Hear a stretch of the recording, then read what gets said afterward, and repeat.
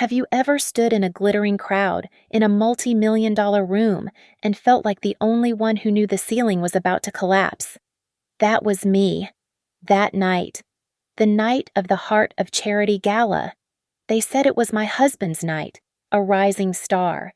They didn't know I was there to watch him fall, and I wouldn't have to say a single word.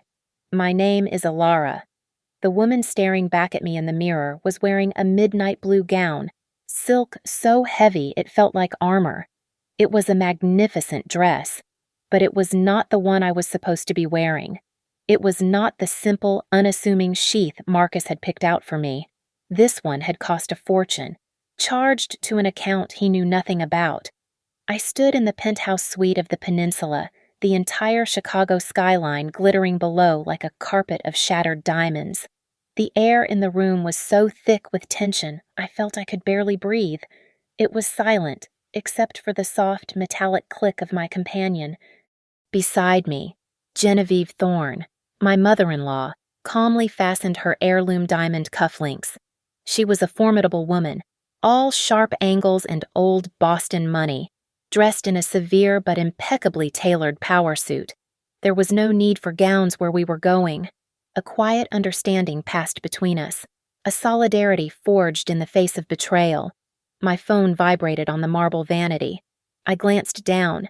A text from Marcus. "Where are you? It's starting. Don't embarrass me." A small, bitter smile touched my lips. Embarrass him. He had managed to distill the entire night, the entire last 6 months, into that one perfect, hypocritical word. Embarrassment was a gentle breeze compared to the hurricane I was about to unleash. What was coming was not embarrassment. It was reckoning. My mind flashed back to just a few hours earlier, sitting in my car on a quiet side street, the phone pressed hard against my ear. It was the final confirmation, the last piece of the puzzle locking into place with a sickening snap. The private investigator's voice was dispassionate, professional, as he detailed the Cayman Islands bank transfers. I remembered that morning, how Marcus had kissed me. It was a hurried, papery dry kiss that barely grazed my cheek. He was already gone, his mind at the gala. He smelled of his expensive cologne, a scent I used to love, but it was tainted. Underneath it was something else, a strange, sickly sweet floral perfume that had clung to his clothes for months. The scent of Sloane. Tonight was the Heart of Charity Gala. It was the absolute pinnacle of his career, the event that was supposed to make him the city's new philanthropic kingmaker. He had worked tirelessly for it, putting in 80-hour weeks, taking calls at all hours. He had told me, just through tonight, Alara, after tonight, everything will be perfect. He had been working so hard, he said, for us. I let out a breath I had been holding for half a year. He had been working hard, all right, but not for the charity. He was using the gala, using the good name of my own foundation, Ethelberg, as a colossal cover. He was using it to launder money, to steal from the very people he claimed to be helping, all to fund a new life with his mistress. He was using my connections, my reputation, to build his escape route. I turned away from the mirror, the city lights painting me in their cold glow. Genevieve finished with her cufflink and met my gaze, her eyes as hard and clear as the diamonds on her wrist. I picked up my own phone, not to reply to my husband, but to send a single pre-written text to my lawyer. I took Genevieve's hand. It was steady and cool. "It's time, Mother." 7 years ago, I wasn't the woman in the armored silk dress. I was Alara, a senior fund manager at the Ethelberg Foundation, one of the most respected nonprofits in the country. I was good at my job. I was passionate, I was sharp, and I genuinely believed in the work we were doing. I managed hundreds of millions of dollars, and I made sure every single cent went exactly where it was supposed to go. Then I met Marcus. He was a force of nature, an ambitious PR specialist who could charm the paint off a wall. He had a smile that could disarm a firing squad and a relentless, hungry energy. He could sell anything to anyone, and it turned out, was no exception. We met at a rainy fundraiser, one of those stuffy events I usually dreaded. He wasn't on the guest list. He was working the event for a minor sponsor. He found me by the silent auction, and within 5 minutes, he had me laughing, a deep, genuine laugh I hadn't realized I was missing.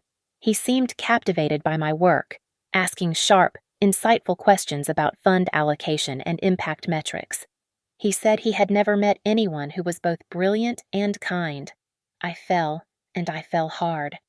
Our love story was the kind they write articles about, a rapid, high-gloss Chicago romance. Within a year, we were married. Marcus was the perfect husband. He championed my career, boasted to his friends about my intelligence, and never once made me feel like I had to choose. He was my rock, my partner, the man who knew how to make me laugh even on the worst days. He was meticulous in building our image, the millennial power couple. We were the face of new success, and I believed in it. I truly, foolishly, believed in it. The first cracks appeared 6 months ago. The fractures were so fine. I barely noticed them at first. It all started with this Gala, the Heart of Charity Ball. It was his brainchild, a massive undertaking that would link Ethelberg, my foundation, with his growing PR firm. It was supposed to be his masterpiece. That's when the late meetings began. Meetings that stretched past midnight, client dinners that he was too tired to talk about when he finally came home, smelling of wine and that strange, sweet perfume I didn't recognize. Then came the flash business trips to D.C. or New York, always last minute, always just for one night. The emotional distance grew, a chilling fog separating us. He would sit on the sofa, scrolling through his phone with a locked-in focus, a slight, private smile on his face that was not for me. When I tried to reach for him, he would flinch, just slightly, before blaming the stress. "It's just this Gala, Ilara," he would say, rubbing his temples. "It's a monster. The pressure is insane." He would kiss my forehead, a gesture that had become a dismissal. "Just through tonight, after the Gala, I'm all yours. Everything will be back to normal, I promise." And I, the smart, sharp fund manager, wanted to believe him. I loved him. So I did what a supportive wife does. I threw myself into helping him. I used my position at Ethelberg to smooth the way. I called in favors. I sat in on planning calls, offering my expertise. I personally vouched for him, connecting him with our biggest, most important donors, the ones who trusted my judgment implicitly. My support was what made the event possible. My reputation was the collateral. I see it now, with perfect, agonizing clarity. Every connection I made for him was a thread he wove into his escape plan. Every donor I introduced was another well he could poison, another source of funds he could tap. I wasn't helping my husband build his career. I was handing him the shovel to dig my grave. Genevieve Thorne was not the kind of mother-in-law you see in magazines. She was not warm, nor was she passively critical.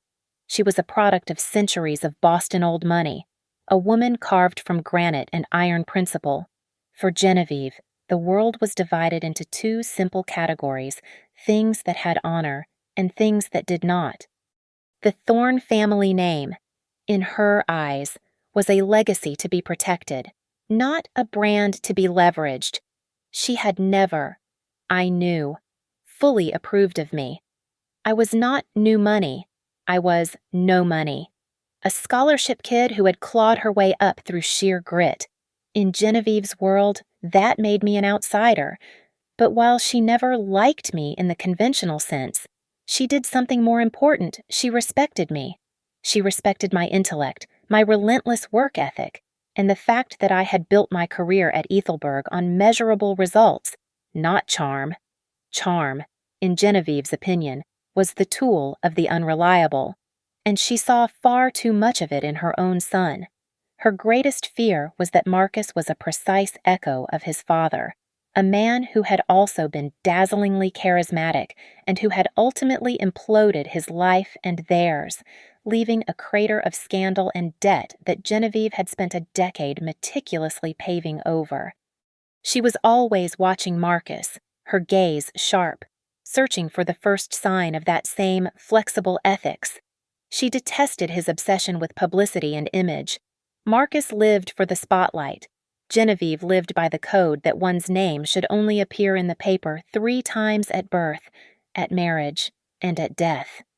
Reputation is what you build, Marcus, she would tell him over strained holiday dinners, her voice cutting through his enthusiastic talk of optics and branding. Honor is what you have. He would just laugh it off, patting her hand. Mom, nobody thinks like that anymore. This is the 21st century. It's all about the brand. Do not, she would reply, her voice dropping to a glacial calm. Call the family name a brand. For 7 years, Genevieve and I had maintained a relationship of respectful, distant diplomacy. We were, in a strange way, silent allies. We were both invested in keeping Marcus on the rails, though for different reasons. I did it because I loved him. She did it because he carried her name. Marcus, for his part, treated his mother like a quaint, antique relic. He marginalized her, excluding her from his professional life and dismissing her concerns with a roll of his eyes. She's just outdated, Ilara, he'd tell me after a tense phone call. She doesn't understand the kind of pressure I'm under. She's still living in 1950. And I, the dutiful wife, the peacemaker, would always try to smooth things over. I would defend him to her. He's just stressed, Genevieve. The gala is a huge undertaking. I would try to soften her words to him. She's just worried about you. You know how she is? I was the buffer. I was the bridge between his modern ambition and her ancient code. I see now that I was just the shock absorber, placed there to keep the two of them from colliding, allowing Marcus to speed ahead unchecked. I had spent years trying to protect my husband from his mother's harsh judgment. I never realized that her unyielding, ironclad sense of honor was not a relic. It was a weapon. And in the right hands, it would be the most powerful one I had.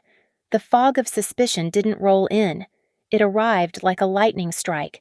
It came in a thin, cream-colored envelope, the kind our private bank used for monthly statements. It was the joint account, the one we barely used. I was organizing tax receipts when I saw the charge. A single item from a high-end, obscenely expensive designer boutique on Oak Street, a place I never shopped. The charge was for a custom cocktail dress. It was for over $8,000. My blood went cold, not just from the amount, but from the implication. I knew that designer. I also knew my own measurements. This wasn't for me. I brought it up to him that evening, keeping my voice light.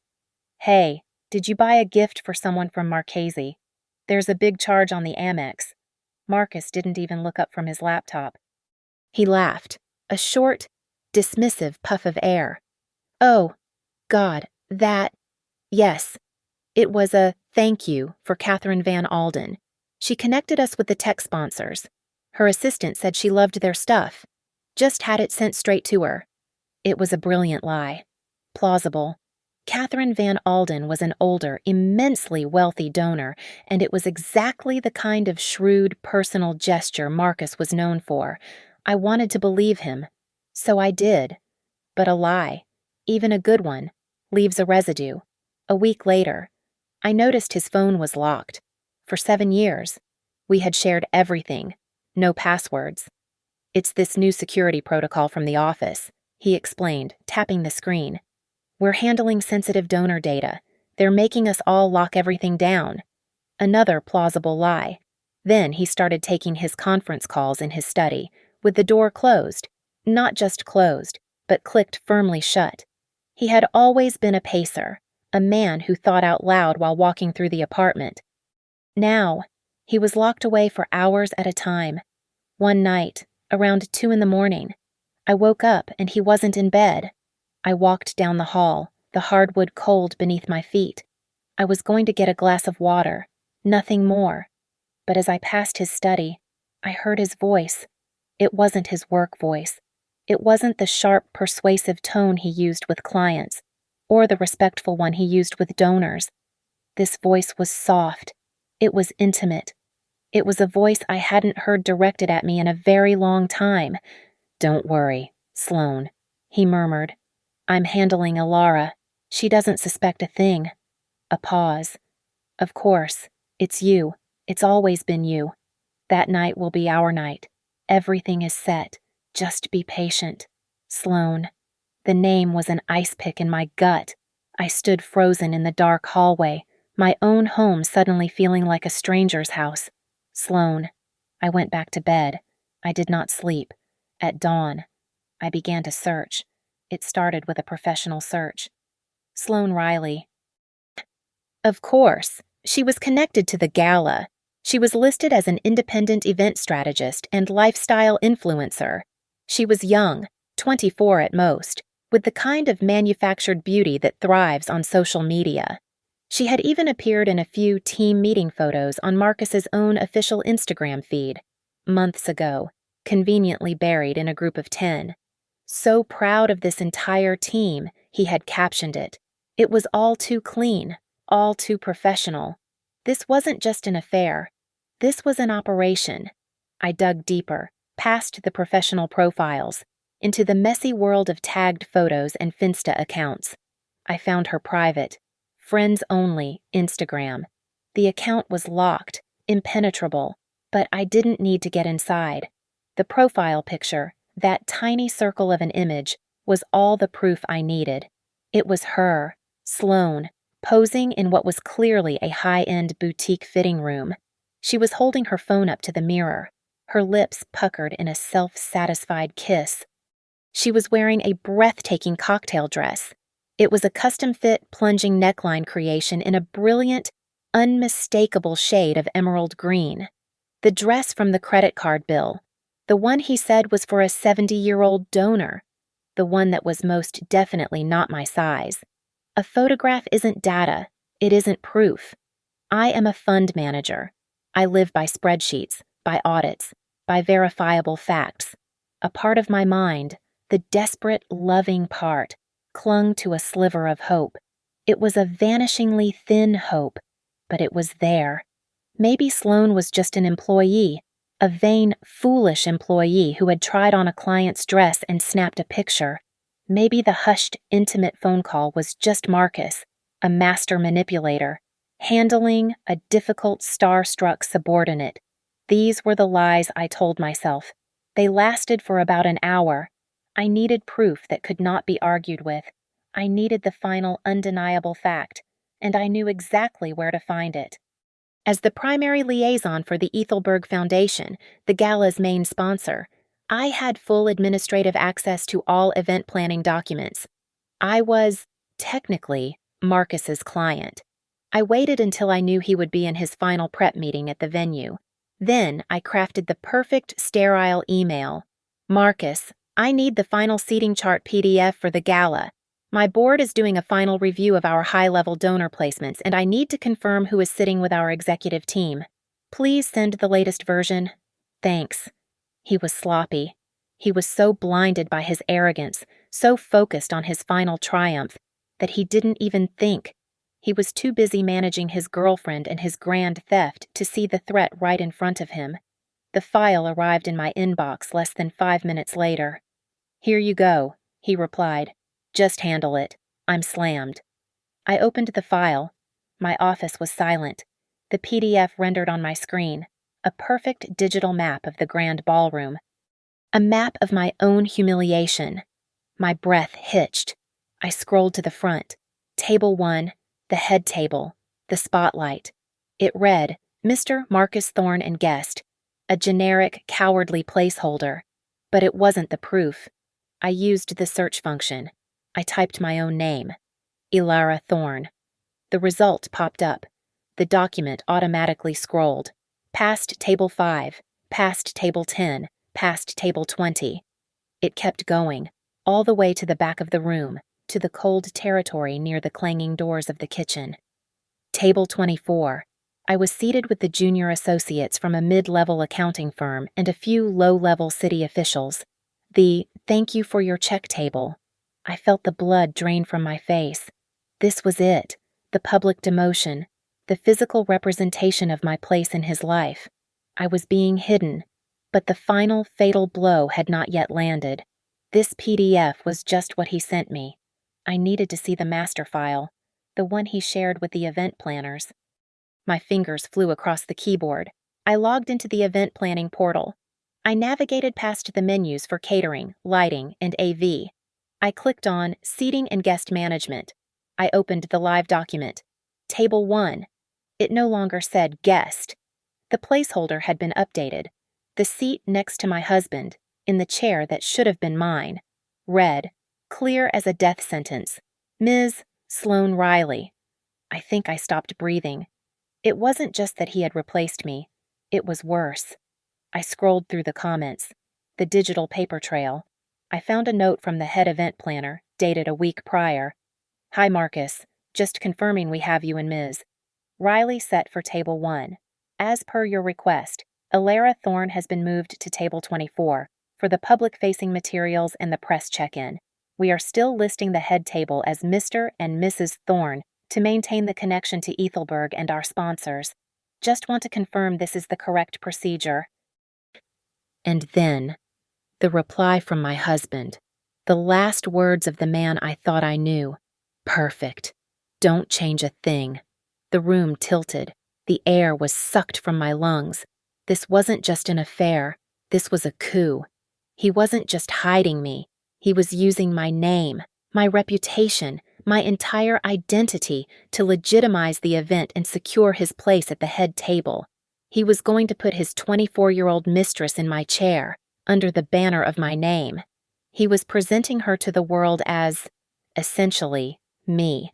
The betrayal was not just emotional. It was a strategic, cold-blooded, professional assassination. He was erasing me while simultaneously wearing my life like a costume. The pain was not a hot flush of tears. It was a sudden Arctic cold.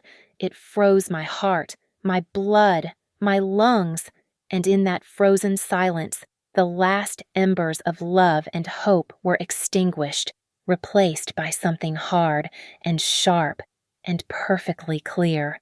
I didn't call my best friend. I didn't call my sister. I didn't shed a single tear. The grief I'd felt earlier had been burned away, replaced by the Arctic cold of pure, clarifying rage. There was no point in crying. Crying was for victims, and I had just decided I would not be one. Confronting Marcus was pointless. He was a professional liar. He built worlds out of words. He would deny, deflect, gaslight, and probably, by the end of the conversation, have me apologizing to him. No, you don't argue with a snake, you cut off its head. There was only one person who could help me do that. One person whose entire value system was as threatened by this as mine was. I didn't bother to change out of my work clothes. I grabbed my keys, walked out of my office, and drove. I drove for 45 minutes, away from the sleek glass towers of downtown, to the old, quiet, moneyed enclave of Beacon Hill. The gas-lit cobblestone streets were narrow. The brick townhouses were centuries old and worth tens of millions. I parked outside Genevieve's home and used the iron knocker. I did not call first. Her housekeeper, a woman who had been with her for 30 years, let me in without a word, her face betraying nothing. She simply nodded toward the back of the house. Mrs. Thorne is in the library. I found her there, just as I knew I would be.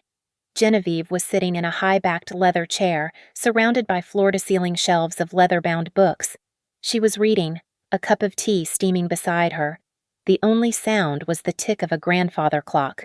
She looked up as I entered, her expression neutral, only a slight lift of an eyebrow indicating her surprise at my unannounced arrival. I didn't waste time on pleasantries. I walked straight to her desk and placed my iPad on top of her open book. The seating chart was still on the screen. I need you to see this, I said. My voice was low, steady. She put on her reading glasses. She picked up the iPad. She read the names. She saw table 1. She scrolled, as I had, and found table 24. Then she accessed the portal, as I knew she could, and read the planner's notes. The silence in the room stretched. The clock ticked. Once, twice, 3 times. Genevieve placed the iPad carefully back on the desk. She showed no shock. She showed no anger. Only a profound, weary, and bottomless disappointment. She looked past me, toward the portrait of her own father over the fireplace. "The fool," she said, her voice barely a whisper. "He is an absolute, unmitigated fool." She then turned her sharp, assessing gaze back to me. "So, what is it you want?" "Alara, a messy divorce I can have my lawyers drain his accounts by morning. We'll leave him with nothing." I shook my head. The thought of a simple divorce felt inadequate, like taking a parking ticket for a bank robbery. "No, I want more than that. This isn't just... this..." I gestured to the iPad. "I think he's doing something with the money." "With the Gala money. I think he's stealing from Ethelberg." Genevieve's entire demeanor shifted. It was like watching a statue come to life. Her back, already straight, became rigid. Her eyes, which had been full of familial disappointment, turned to polished steel. This was no longer about a tawdry affair. This was no longer about a broken marriage. This was about the Thorne family name. This was about honor. She leaned forward, her hands clasping on the desk. The predator inside the philanthropist was finally awake. "Tell me," she commanded, her voice the blade I had been searching for. "Tell me everything." The alliance was sealed. We were a 2-woman army. I had the inside access and the financial expertise. Genevieve had the power, the connections, and the cold, righteous fury of a matriarch betrayed. She didn't hesitate. Before I had even taken a breath, she was on her phone, not with a lawyer, but with a man she simply referred to as Mr. Kroll. Her voice was pure ice. "Mr. Kroll, I need your best forensic accountant. Not in the morning. I need him now. This is a matter of family honor." She listened for a beat. "Yes, immediately. The expense is irrelevant." She hung up. "He will be here in 1 hour." She said to me, "He is the best. He finds things that governments cannot." "I can't wait an hour," I replied, my mind already racing. "I have to go back to the office. I'm the only one who can access the encrypted donor files from the inside." "Go," she said. "We will work in parallel." For the next 3 days, I lived a double life. I was the supportive, if slightly stressed, wife at home. By day, I was the diligent fund manager, locking myself in my office, supposedly finalizing the Gala's impact reports. In reality, I was conducting a deep, secret audit of every single invoice Marcus had approved in the last 6 months. My blood ran cold. He had become so arrogant, so sloppy. He was using Ethelberg's Gala fund as his personal piggy bank. It started small PR expenses here, vendor fees there. But then, on the 3rd day of digging, I found it. The key. A new vendor I had never heard of. Riley Event Solutions, LLC. Riley. Sloane's last name. My hand was shaking so hard I could barely control the mouse. The company had been incorporated just 5 months ago.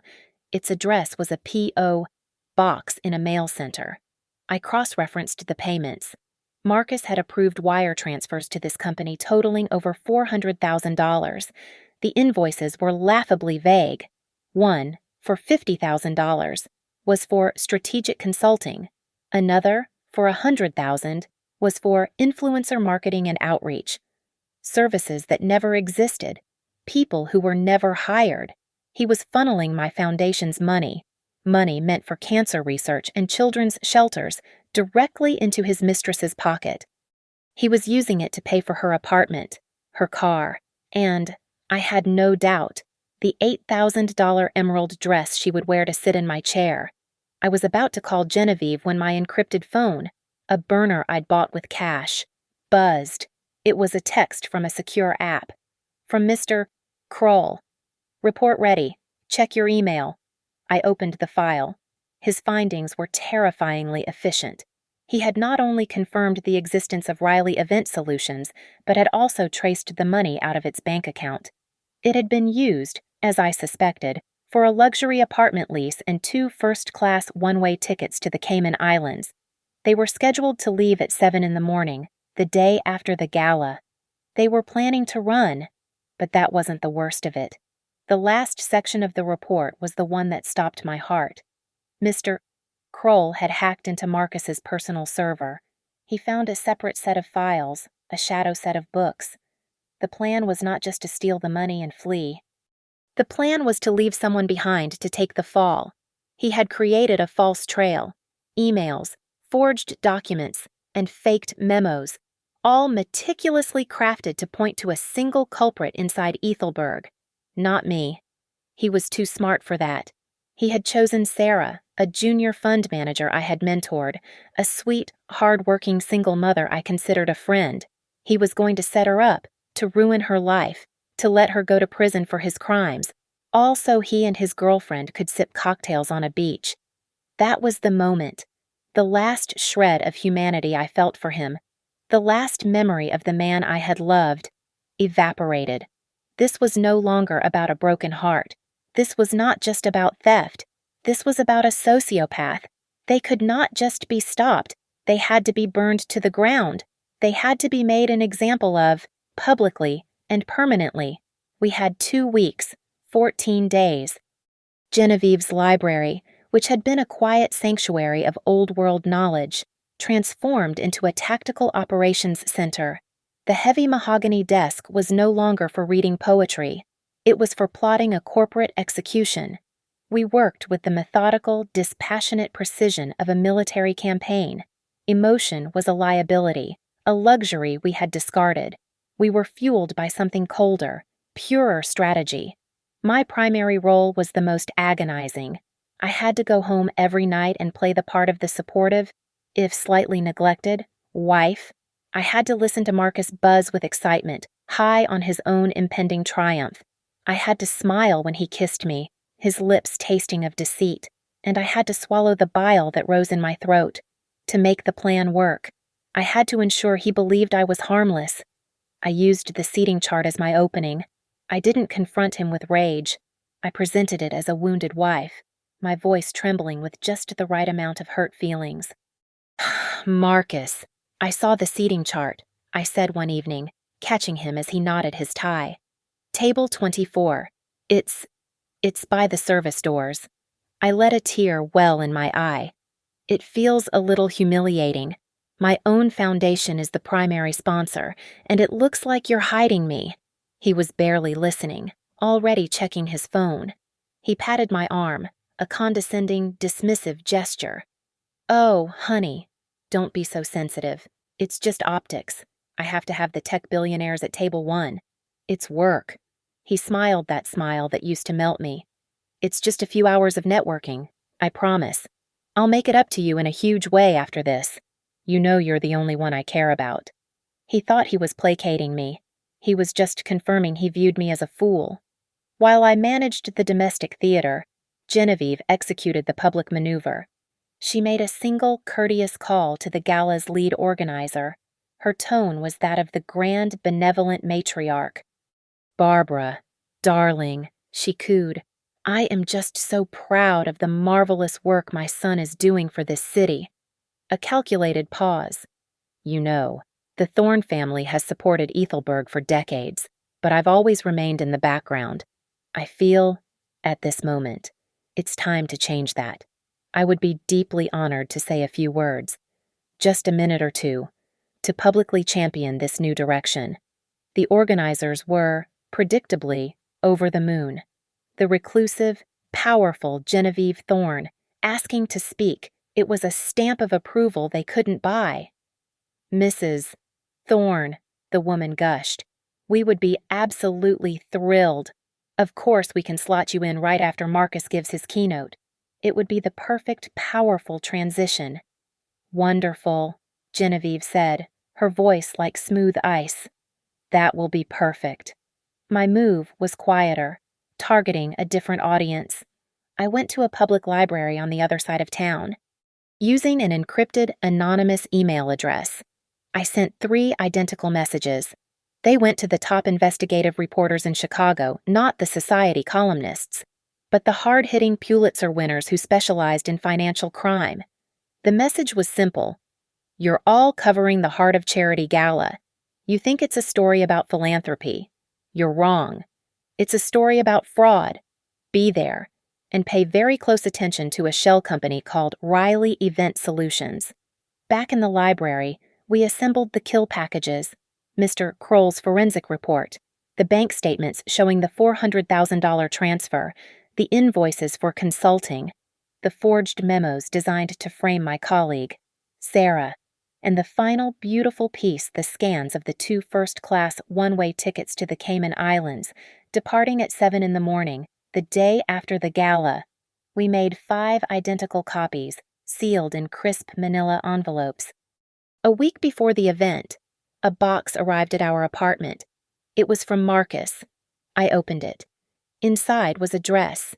It was beige, a limp polyester blend sheath with a high neck and long sleeves. It was the simplest, most unflattering, almost ugly dress I had ever seen. A note from his assistant was attached. Mr. Thorne selected this for you to wear at the gala. I stared at it.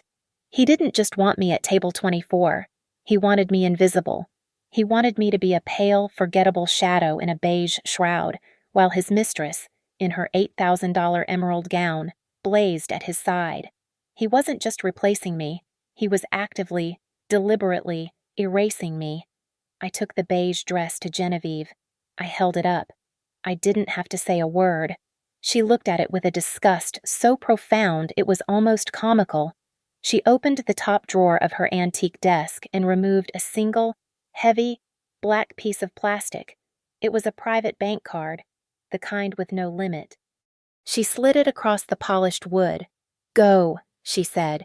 Go to the most expensive boutique you can find. Buy something magnificent.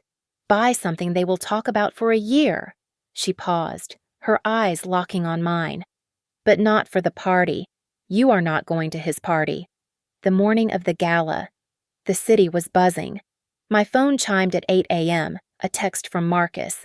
He had been at the venue since dawn, a whirlwind of self-importance. At the ballroom, it looks insane. I'll meet you there. Can't wait for this to be over. Love you. I felt a cold revulsion.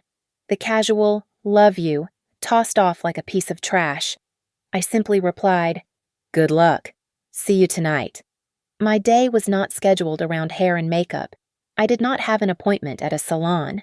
At 10 a.m., I was in a glass-walled conference room at the offices of Chicago's most ruthless divorce attorney. The papers were already drafted. I sat at a polished mahogany table, the air smelling of old leather and money. The lawyer, a woman in a severe black suit, pointed. Sign here, here, and initial here. I picked up the heavy pen. My hand was perfectly steady. As I signed my name, Elara M. Thorne. For the last time, I felt no sadness, only release. At 11:30 a.m., I was at my private bank. I sat with a vice president who had known me for years. We were not making small talk. I was executing the power of attorney I had secured over our joint assets. I was moving every liquid cent of our shared accounts and all of my personal portfolio into a new, protected trust account under my name alone. I left exactly $100 in the account Marcus would be checking, just enough to seem active. A precaution, I told the banker.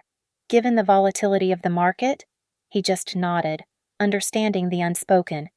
At 4 p.m., I arrived at the Peninsula Hotel suite, not our home, a neutral ground.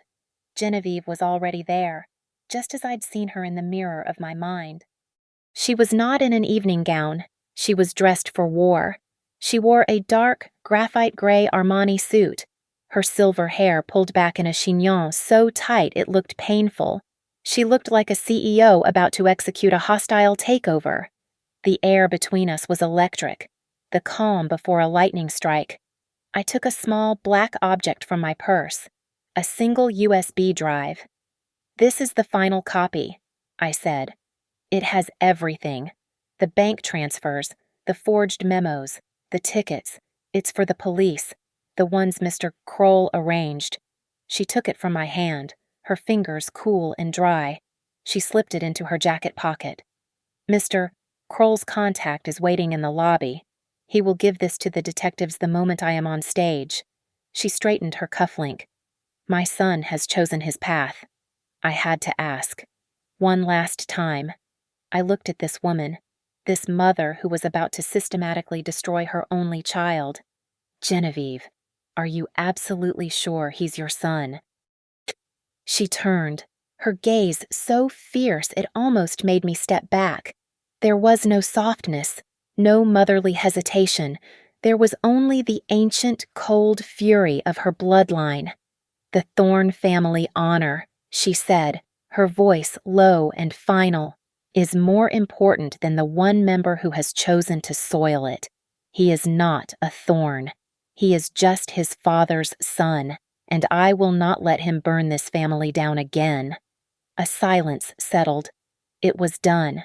At that exact moment, Genevieve's phone, resting on the table, lit up with a text. It was from the security chief she had hired, who was already at the gala. She read the message out loud, her voice flat. They have arrived. Mr. Thorne and Ms. Riley are on the red carpet. She is, and I quote, wearing a very bright green dress. The emerald green dress, the final arrogance. I looked at my own reflection in the dark glass of the window, the midnight blue armor. I felt a perfect, terrible calm. I picked up my clutch. I met Genevieve's eyes. Let's begin. We didn't use the main entrance. We used a private side door, timing our arrival not for the red carpet, but for the moment the ballroom doors were closing and the program was about to begin. We stepped onto the thick carpet of the grand foyer. I could see him. Across the room, bathed in the warm, golden light of the stage, was Table 1. Marcus was radiant, a king in his domain. He was laughing, leaning in close to the woman beside him, and there she was, Sloane Riley, dressed in a swath of brilliant, almost blinding emerald green.